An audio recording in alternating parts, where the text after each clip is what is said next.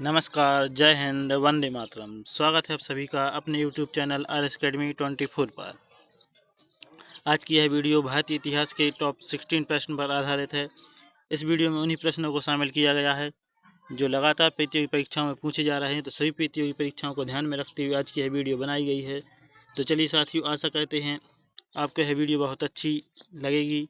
तो वीडियो को शुरू करने से पहले हमारे चैनल RS Academy 24 को सब्सक्राइब करके चैनल को सब्सक्राइब करके बेल आइकन को प्रेस कर लें और वीडियो को लाइक, कमेंट, शेयर कर दें ताकि आने वाली सभी क्लासेज के नोटिफिकेशन आप तक सबसे पहले पहुंचें। तो चलिए साथियों, शुरुआत करते हैं आज की इस क्लास का पहले प्रश्न के साथ। मनलाइनर प्रश्न लिए गए हैं इस क्लास में। जिस काल का कोई लिखित विवरण उपलब्ध नहीं हो उस काल को क्या कहा जाता है? तो ऐसा काल जिसका कोई लिखित विवरण उपलब्ध नहीं है वह काल प्रागैतिहासिक काल कहलाता है। आदि मानव ने सर्वप्रथम किस पशु को पालतू बनाया था? कुत्ता। तो आदि मानव ने सबसे पहले कुत्ता को पालतू पशु बनाया था। आधुनिक होमो सेपियंस मानव का उद्भव किस काल में हुआ? उच्च प्रापाषाण काल। तो उच्च प्रापाषाण काल में आधुनिक होमो सेपियंस यानी मानव का उद्भव हुआ है। मानव ने आग का प्रयोग किस काल में प्रारंभ किया? नवपाषाण काल में। मानव ने आग का प्रयोग किस काल में प्रारंभ किया? नवपाषाण काल में। मानव ने सर्वप्रथम किस धातु का प्रयोग किया? तांबा। मानव द्वारा उपयोग में लाई गई पहली फसल कौन सी थी? जौ। तो जौ मानव द्वारा उपयोग में लाई गई पहली फसल थी। मानव खाद्य पदार्थों का उत्पादक एवं उपभोक्ता कब बना? तो मनुष्य ने कब से खाद्य पदार्थों का उत्पादन एवं उनका उपयोग करना सीखा? तो नवपाषाण काल में। नवपाषाण काल में मानव ने खाद्य पदार्थों का उत्पादन और उपभोक्ता बन गया था। पुरातत्ववादी हड़प्पा के उत्खनन से संबंधित हैं। दयाराम साहनी। हड़प्पाई स्थलों में कांस्य नर्तकी की मूर्ति कहाँ से प्राप्त होती है? मोहनजोदड़ो। तो कांस्य की जो नर्तकी की मूर्ति है वो कहाँ से प्राप्त होती है? वो मोहनजोदड़ो से प्राप्त होती है। प्रसिद्ध पशुपति की मुहर कहाँ से मिली? तो मोहनजोदड़ो से। ये भी मोहनजोदड़ो से मिली है। सिंधु सभ्यता में गोदी बाड़ी का साक्ष्य कहाँ से मिला है? लोथल से। सिंधु सभ्यता में विशाल स्नानागार कहाँ से प्राप्त हुआ है? मोहनजोदड़ो। तो मोहनजोदड़ो से बहुत सी चीजें प्राप्त हुई हैं, जैसे कि विशाल स्नानागार भी वहीं से प्राप्त हुआ है। सिंधु सभ्यता की सर्वप्रथम सर्वमान्य तिथि क्या है? तो 2500 से 1750 ईसा पूर्व। तो ये सिंधु सभ्यता की सर्वमान्य तिथि मानी गई है। भारत में मूर्ति पूजा का आरंभ कब से माना जाता है? तो मूर्ति पूजा का आरंभ भी भारत में सिंधु सभ्यता से माना जाता है। ऋग्वैदिक आर्य किसकी पूजा करते थे? प्रकृति की। तो प्रकृति की पूजा कौन करते थे? ऋग्वैदिक आर्य। आर्य भारत में सबसे पहले कहाँ पर बसे? सप्त सैंधव प्रदेश में। तो आर्य सबसे पहले कहाँ पर बसे हैं? सप्त सैंधव प्रदेश में। आर्यों का मूल निवास क्या था? तो आर्यों का मूल निवास था एशिया माइनर, यानी एशिया की माइनर में रहती थी। प्रसिद्ध गायत्री मंत्र किस वेद से लिया गया है? ऋग्वेद से। तो ऋग्वेद से कौन सा मंत्र लिया गया है?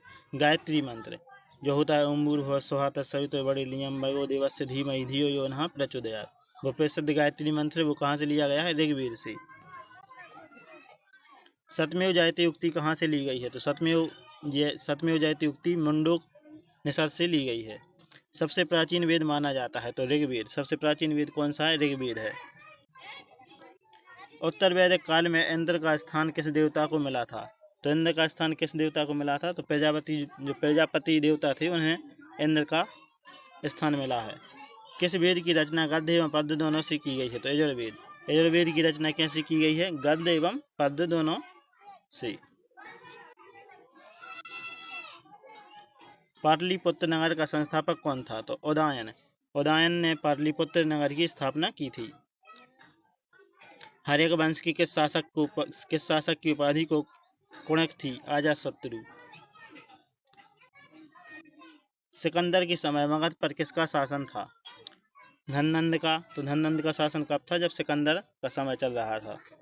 एक के बाद कालाशोक की राजधानी क्या थी? पाटलिपुत्र। पाटलिपुत्र किसकी राजधानी थी? कालाशोक की। अगला प्रश्न है, सर्व क्षेत्रांतक अर्थात क्षत्रियों का नाश करने वाला कहा गया।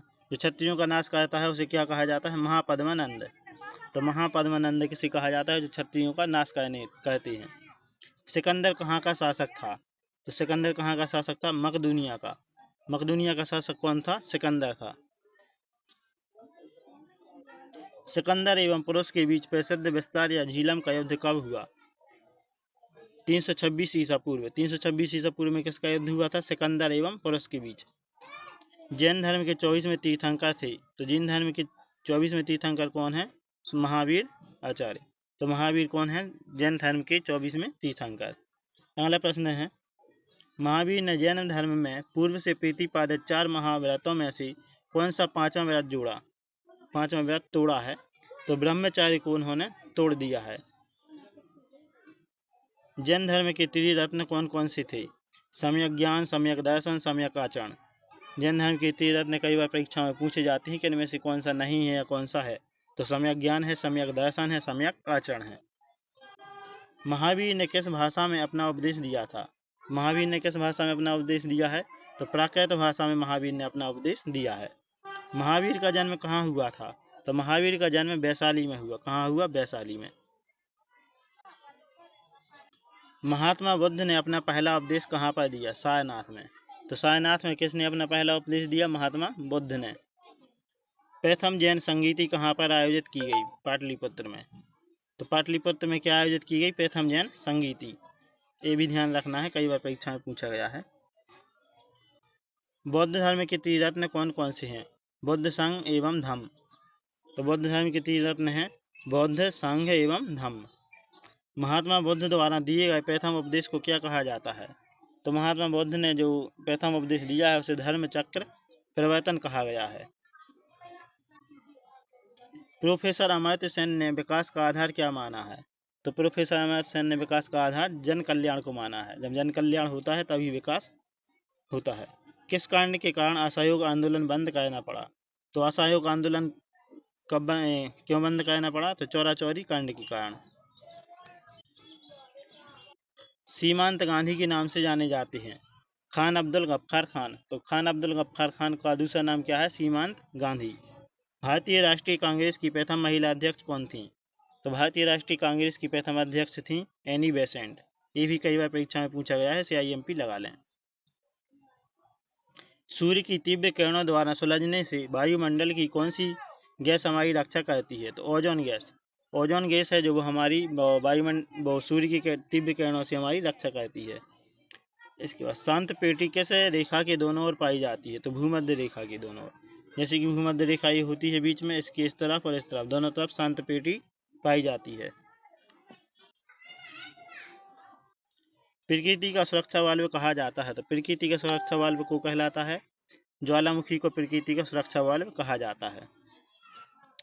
विश्व का सबसे ऊंचा ज्वालामुखी पर्वत कोटोपैक्सी कहाँ पर स्थित है?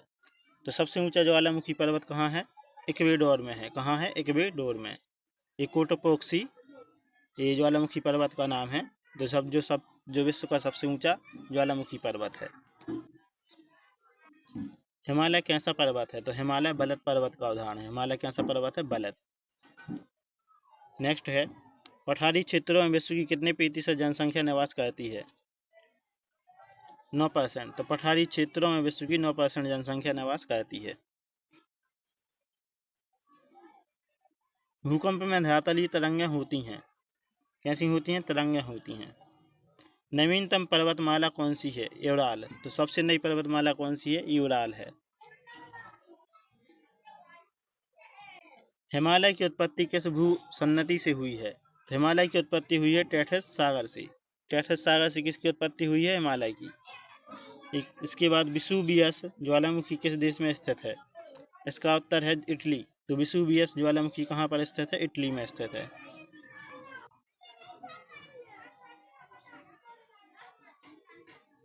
वायुमंडल में सबसे अधिक ओजोन कहाँ पर केंद्रित है? तो सबसे ज्यादा ओजोन गैस कहाँ है वायुमंडल में? समताप मंडल में, यानी स्ट्रेटोस्फीयर में। पृथ्वी की सतह से सबसे दूर वायुमंडलीय परत किस नाम से विदित है?